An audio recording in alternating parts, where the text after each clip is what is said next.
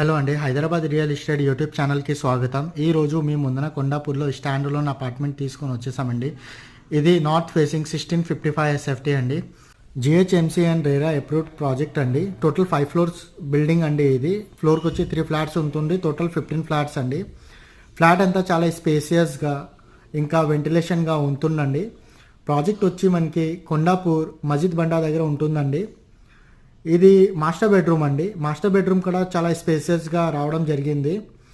Master బెడ్రూమ్లోనే attach toilet ఇవ్వడం జరిగిందండి. ఇది రోడ్కి చాలా నియర్ బై ఉంటుందండి ప్రాజెక్టు.